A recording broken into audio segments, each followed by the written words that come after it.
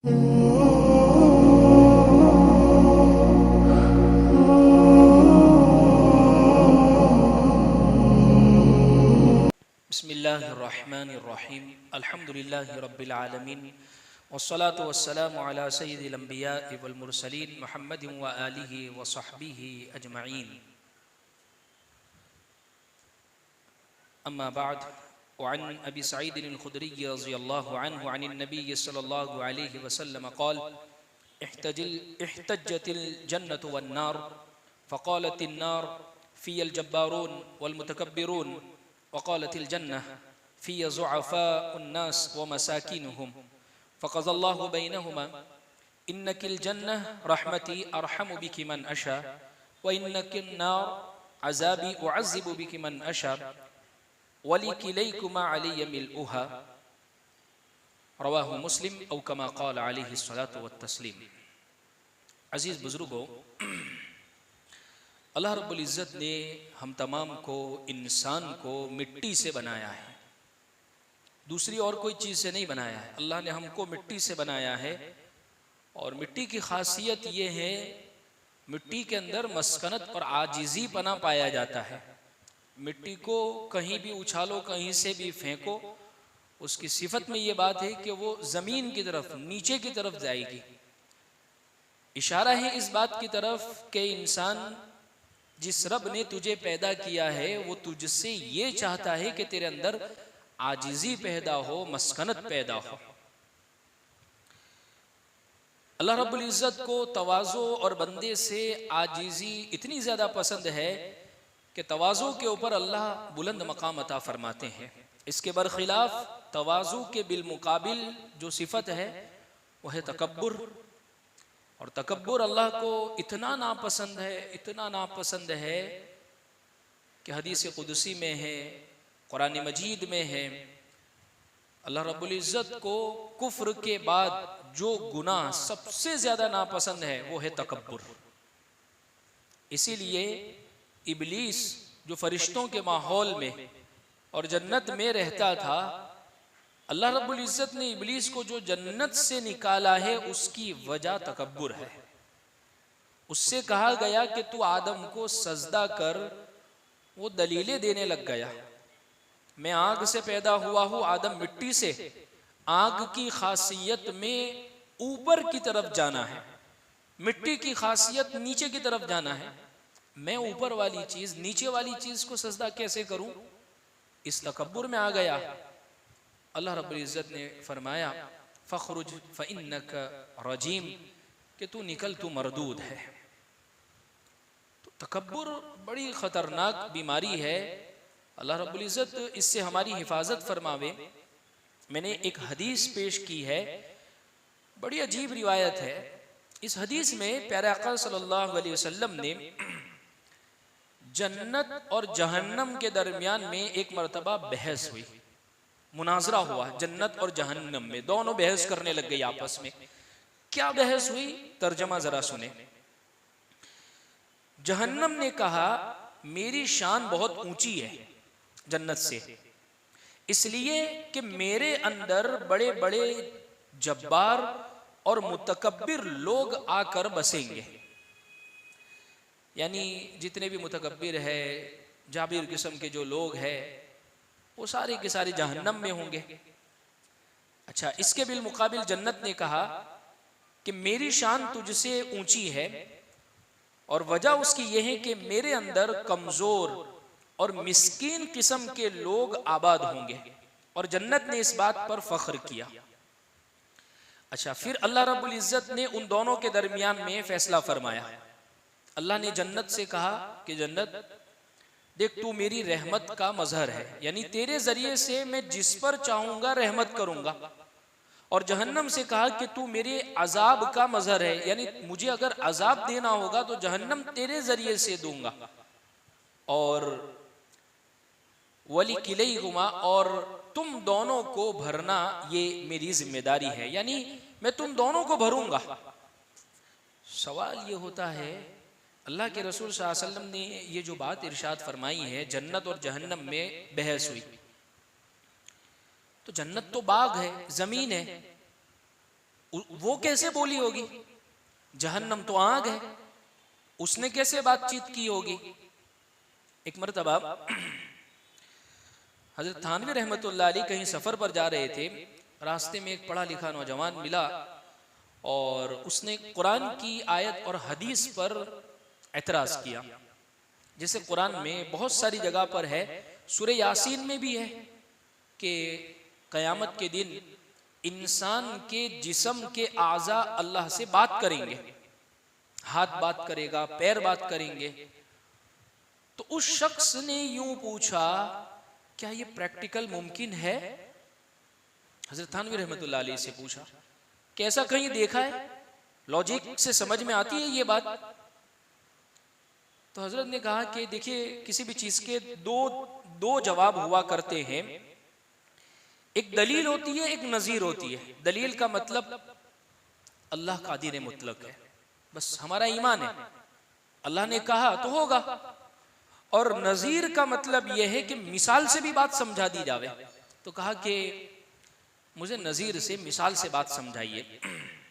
तो हजरत ने फरमाया कि अच्छा ये बताओ कि आप जिससे बात कर रहे हो, आपके अल्फाज जिससे निकल रहे हैं, वो क्या चीज है? कहा कि जबान। अल्लाह ने कुरान में किसके बारे में कहा कि वो बोलेंगे? कहा हाथ बोलेगा, पैर बोलेगा। अच्छा, ये हाथ और पैर क्या है? जाहिर सी बात है, गोश्त का टुकड़ा है। और जबान क्या है? ये भी गोश्त का टुकड़ा है। जबान खुद नहीं बोलती, उसमें बोलने की ताकत अल्लाह ने रखी है, वरना तो हर आदमी दुनिया में जबान वाला गूंगा होता ही नहीं। बहुत सारों को जबानें दी गई है लेकिन वो नहीं बोल पा रहे, गूंगे हैं, कुव्वते गोया ही नहीं है। तो जबान में बोलने की ताकत अल्लाह ने रखी है। जो जात जबान के अंदर बोलने की ताकत रखने पर कादिर है, उस जात के लिए क्या बईद है कि हमारे पैर से बुलवा देवे, हमारे जिस्म के किसी हिस्से से बुलवा देवे। उस शख्स ने कहा कि हजरत बात समझ में आ गई कि दरअसल ये अल्लाह कादिर मुतलक है। खैर, तो ऐसे ही जन्नत और जहन्नम के दरमियान में बहस हुई। अब उसका जो भी अंदाज अल्लाह ने, या तो उनको जबान दे दी हो या एक आलम ख्याल के अंदर एक बातचीत हुई होगी। बहरहाल जहन्नम यूं कह रही है कि मेरे अंदर जो लोग हैं वो मुतकब्बिर है और जब्बार किस्म के हैं, यानी वो बड़ाई बयान कर रही है। बात दरअसल ये है कि वो लोग जो तकब्बुर करने वाले हैं और वो लोग जो अपने आप को बड़ा समझने वाले, लोगों को हकीर और कमतर समझने वाले, जो शेखी जताने वाले, वो सारे के सारे जहन्नम में जाएंगे। जहन्नम ने इस बात से बता दिया है। तकब्बुर किसे कहते हैं? तकब्बुर के कोई सींग नहीं होते, या तकब्बुर की कोई आदमी अगर तकब्बुर करता है तो उसके अंदर कोई निशानी जाहिर नहीं होती। हुजूर ने फरमाया तकब्बुर आदमी दो वजह से करता है। जिस आदमी ये दो साइन अलामतें निशानी पाई जावे तो वो मुतकब्बिर है। हुजूर ने फरमाया बतरुल हक़ व गमतुन नास, हक बात आने के बावजूद अगर कोई कबूल नहीं करता है। दो आदमियों के दरमियान में झगड़ा हुआ, उन दोनों के दरमियान में फैसला कर दिया गया।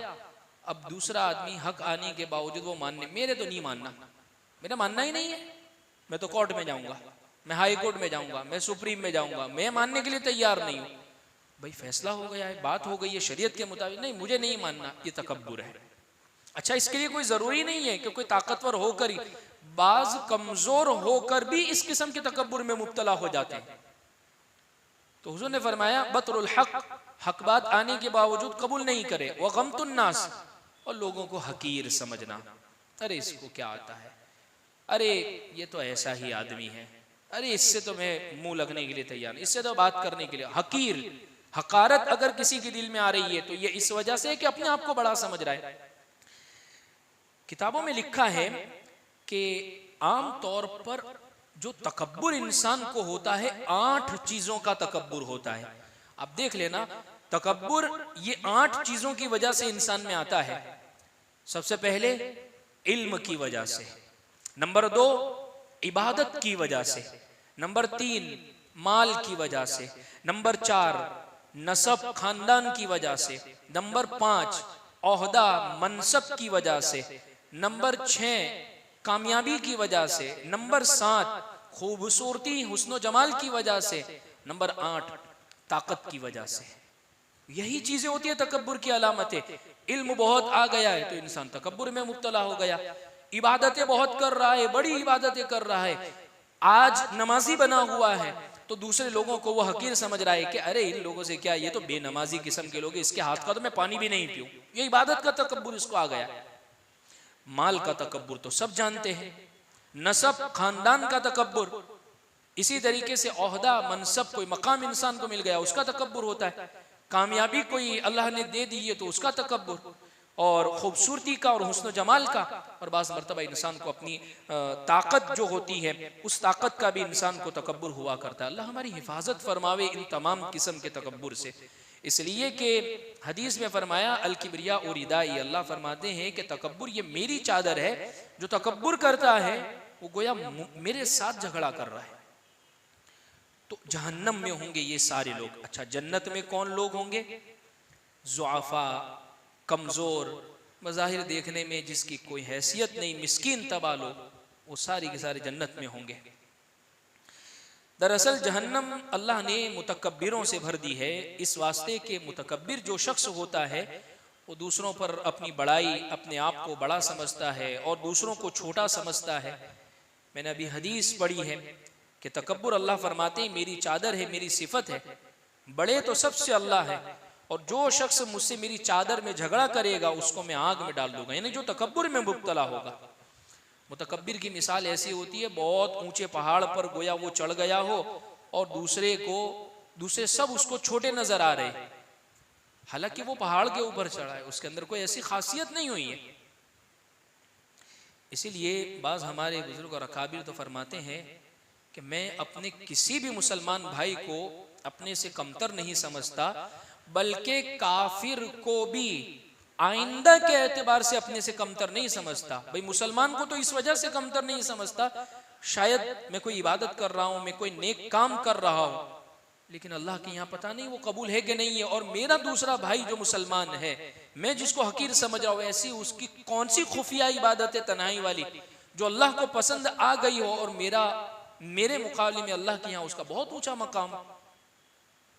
और काफिर को इस वजह से कि अभी चाहे उसके पास ईमान की दौलत नहीं है, लेकिन अगर अल्लाह उसको ईमान की तौफीक दे देवे और इबादतों में, इताअत में इतना आगे बढ़ गया हो, इतना ज्यादा वो इताअत में लग गया हो कि वो मुझसे भी आगे निकल जाए, और ऐसा होता है। देखिए ईमान अल्लाह ने जो हमें दिया है माओ की गोद में बहुत आसानी के साथ अल्लाह ने ये ईमान की दौलत दी है, इसकी हमें कदर की जरूरत है। वरना वो लोग जो गैर मुस्लिम है, जिनको अल्लाह ईमान की दौलतों से नवाजते हैं अल्लाह रब्बुल इज्जत, वो बड़ी कदर करते हैं, तो अल्लाह रब्बुल इज्जत उसकी वजह से उनको मकाम अता फरमाते हैं। तो खैर बतलाने का मकसद ये है कि तकब्बुर से अपने आप को बचाना है। ऐसी खुफिया बीमारी है, ऐसी छुपी हुई अच्छा जिसमें होता है उसको कभी दिखता नहीं है। जाहिर सी बात है कि एक आदमी कोई बीमारी के अंदर मुब्तला है तो 50 तरह के रिपोर्ट डॉक्टर करवाते हैं, ये करवाओ ये करवाओ। आदमी खुद ही मैं तो तंदुरुस्त हूँ, मुझे क्या तकलीफ है, खाता पीता हूँ, चलता फिरता हूँ, लेकिन जैसे ही रिपोर्ट करवाई तो पता चलता है डायबिटीज भी है, प्रेशर भी है, फलाना भी है, ये भी है। कैसे पता चला? रिपोर्ट के जरिए से। ये रिपोर्ट होती है जिसकी वजह से इंसान की तंदुरुस्ती सामने आती है। इसलिए अल्लाह वाले फरमाते हैं, मशवरा ये दिया जाता है कि देखिए बहुत सारे लोग पूछते हैं कि क्या बैत होना तसव्वुफ का ताल्लुक कायम करना किसी बुजुर्ग अल्लाह वाले से ये फर्ज है, ये जरूरी है? तो कहा फर्ज और जरूरी तो नहीं है, लेकिन अपनी इस्लाह करना ये फर्ज और जरूरी है, यानी इंसान अपने आप को सुधार ले भी ये जरूरी है। जैसे आदमी खुद बीमार अपना इलाज नहीं कर सकता है, डॉक्टर की जरूरत पड़ती है, ऐसे ही रूहानी एतबार से जो बीमार होता है, भाई रूहानी का मतलब तावीज गंडे वाला रूहानी नहीं, रूहानी का नाम आता है तो हम यही समझते कि तावीज डोरे। रूहानी का मतलब ये अंदरूनी बीमारी, तकब्बुर, गीबत, किसी को हकीर समझना, ऐसी ये सब बीमारियां तो इंसान को खुद को पता नहीं चलती। जब वो किसी अल्लाह वाले के हाथ पर हाथ देता है, वो बैत करता है, तो अल्लाह वाले उनको टटोलते हैं, उनको देखते हैं, उनसे पूछते हैं, उनकी एक एक बात मालूम करते हैं, और जब उनको नजर आता है कि इसके अंदर ये बीमारी है तो उसको कहते हैं ये पढ़ने के साथ साथ आपको ये काम करना है, आपको गरीब और फकीर और मिस्किनों के साथ बैठना है, आपको अपने से मातहतों के साथ तमीज और अदब के साथ पेश आना है। हजरत थानवी रहमतुल्लाह अलैह, हजरत तो बड़ा ज़बरदस्त काम और ख़िदमत करके गए हैं। हजरत के यहाँ जब खानका लगती थी तो हजरत कहते थे कि हमारे यहाँ जब खानका में आए या हमारी मस्जिद में आए एहतिकाफ करने के लिए, तो हम तो यहाँ इबादत गुजार नहीं बनाते, हम तो यहाँ इंसान बनाते हैं। सबसे पहले इंसान बनो, और जिसके अंदर जो बीमारी नजर आती है हजरत उसका इलाज तजवीज फरमाते। जैसे किसी के अंदर तकब्बुर नजर आया तो हजरत के यहाँ ये इलाज था कि हमारी खानका में जितने भी लोग आते हैं सब जूते चप्पल वगैरह इधर इधर साइड में रख कर जाते हैं। आपकी ये जिम्मेदारी है सब के जूते ठीक ठाक करके जोड़ी बनाकर सब रखने। अब बड़ा दिल गुर्दे का काम है ये तो, यानी जूते तमाम लोगों के ठीक करना, इससे इंसान की जो होती है ना वो इस्लाह होती है। खैर अल्लाह इस बीमारी से हमें बचाए। तो ये बीमारी इंसान के दिल के अंदर दाखिल होती है और उसको पता नहीं चलता है। लिहाजा ज़रूरत इस चीज़ की है कि हम किसी अल्लाह वाले से बैत हो, उसके नतीजे में हमारी ये चीज़ हमारे सामने आवे। खैर हदीस में हुजूर ने ये तंबीह फरमाई कि मुतकब्बिर लोगों की जो जगह है अल्लाह रब्बुल इज़्ज़त ने जहन्नम को तय किया है। और हदीस के दूसरे हिस्से में हुजूर ने फरमाया कि जन्नत ये ज़ईफ़ों और कमज़ोरों और मिस्कीनों से भरी हुई है। बहुत सारे वो लोग, ऐसे बहुत सारे वाक़यात मिलते हैं अल्लाह वालों के, जैसे ख्वाजा मुईनुद्दीन चिश्ती संजरी अजरी रहमतुल्लाह अलैह का बड़ा मशहूर सा वाक़या है कि जब हजरत पहली मरतबा अजमेर तशरीफ़ लाए और एक गांव के अंदर पहुँचे हैं तो बादशाह के ऊँट वहाँ पर मौजूद थे। हजरत उसी जगह पर बैठ गए, ऊँट चरने के लिए गए। तो आने वाले ने ये समझा कोई मुसाफिर है, अजनबी है, कौन है, तो हजरत को वहाँ से धुतकार कर उठा दिया गया। फिर ऊँट उस जगह पर बिठा दिए गए। फिर उसके बाद हजरत तो चले गए, लेकिन अल्लाह वाले तो कहाँ ने, रुब्बा अशअस अग़बर लौ अक़सम अलल्लाह लअबर्रहुल्लाह। बहुत सारे हालात के एतबार से हमें बहुत मामूली से मालूम होते हैं, लेकिन उनका मकाम अल्लाह के यहाँ बहुत ऊंचा होता है। वो शख्स तो हजरत तो चले गए, शाम के वक्त ऊँट उठाए जा रहे लेकिन उठने के लिए तैयार नहीं है। तो पता चला कि ये तो दरअसल वो बुजुर्ग अल्लाह वाले की दिल से आह निकली है, उनको जो धुतकारा गया उसका ये नतीजा है। तो इसलिए ज़ुअफ़ा और कमज़ोर जो लोग हैं उनका जो मकाम बयान ये फरमाया गया है जन्नत है। कल मैंने एक दुआ जिक्र की थी कि हुजूर अक्सर ये दुआ मांगते थे, अल्लाह महीनी मिस्कीना व अमितनी मिस्कीना वहशुरनी फ़ी ज़ुमरतिल मसाकीन, कि अल्लाह मुझे मिस्कीनी की हालत में ज़िंदा रखना और मिस्कीनी की हालत में मुझे मौत देना और मिस्कीनों के साथ मेरा हशर फरमाना। देखिए, एक होता है मस्कनत और एक होती है फ़कीरी, दोनों में फ़र्क है। फ़कीरी का मतलब यह है कि तंगदस्ती हो, फ़क्र फ़ाके की हालत हो, कुछ है नहीं है खाने पीने के लिए। और मिस्कीनी का मतलब यह है कि इंसान के अंदर तवाज़ु, आजिज़ी, झुकना, अपने आप को छोटा समझना, इसको कहते हैं। हुजूर सल्लल्लाहु अलैहि वसल्लम ने आजिज़ी और तवाज़ु अल्लाह से इस हदीस में मांगी है। खैर अल्लाह ने उस हदीस में फिर हुजूर ने फिर हदीस में फरमाया कि अल्लाह ने उन दोनों के दरमियान में ये फैसला फरमाया कि देख जन्नत तू मेरी रहमत की जगह है, मैं मेरी रहमत के ज़रिए से तुझे भी भरूंगा, और जहन्नम तू मेरे अजाब की जगह है और मैं तुझे भी भरूंगा। तो खैर बतलाने का मकसद यही है कि अल्लाह रब्बुल इज़्ज़त ने ये दोनों को पैदा फरमाया, कोशिश हमें जन्नत की करनी चाहिए।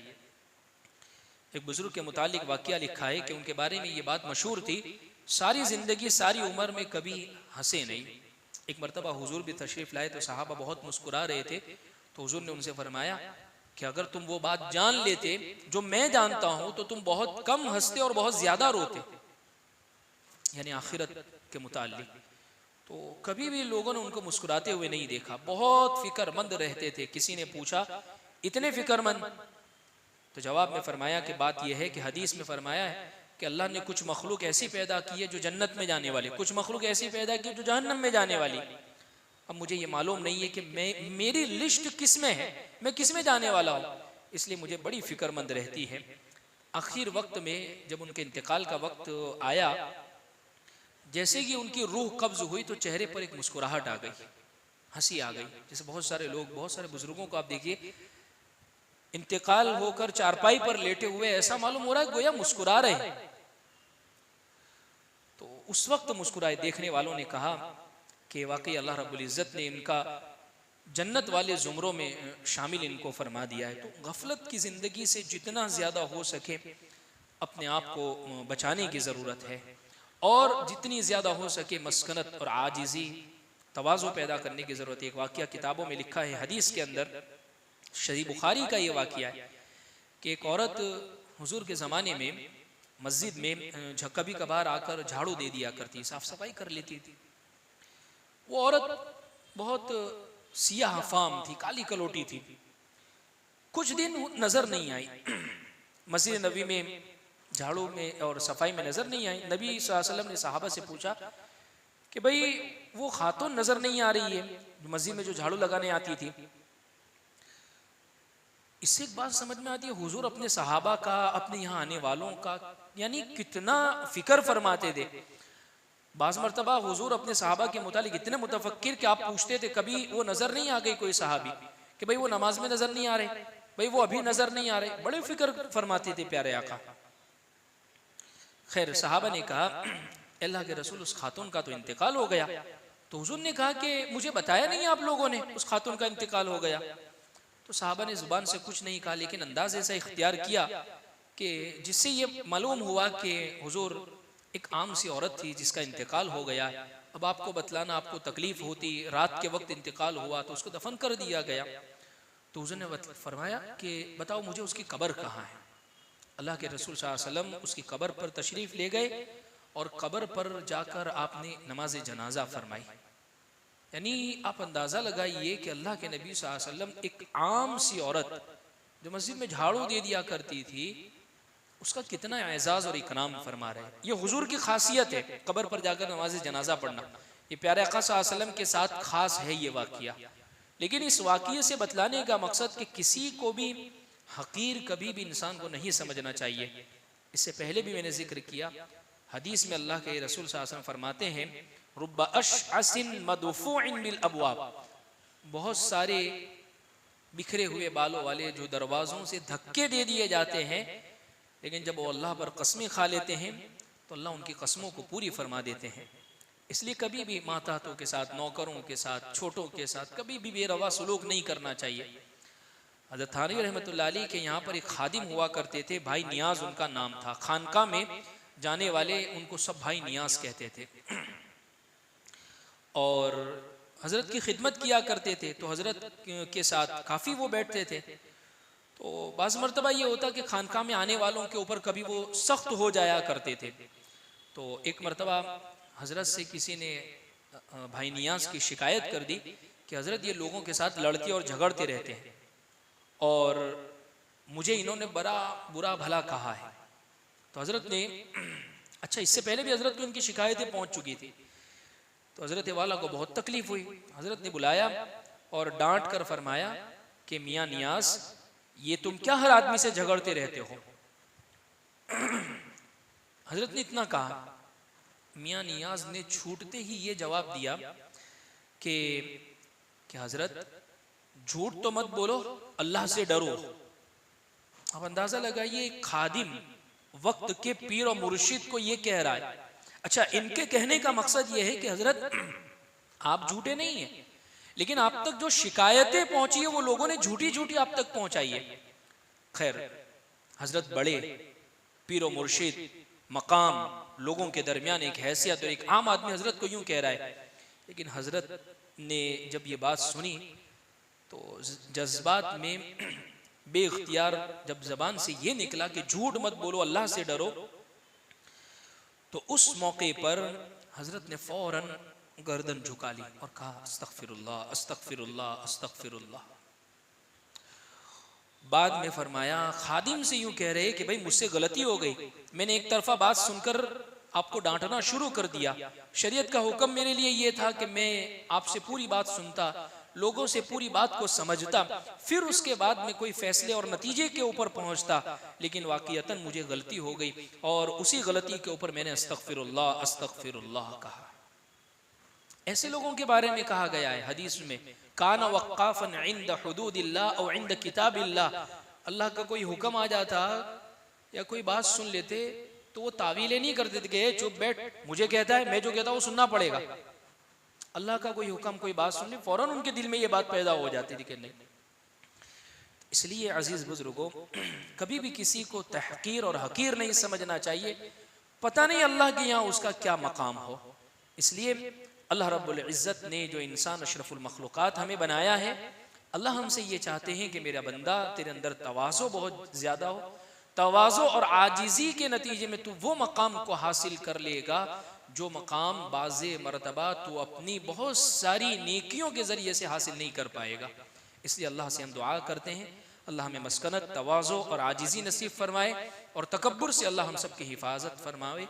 व आखिरु दावाना अनिल हम्दुलिल्लाहि रब्बिल आलमीन।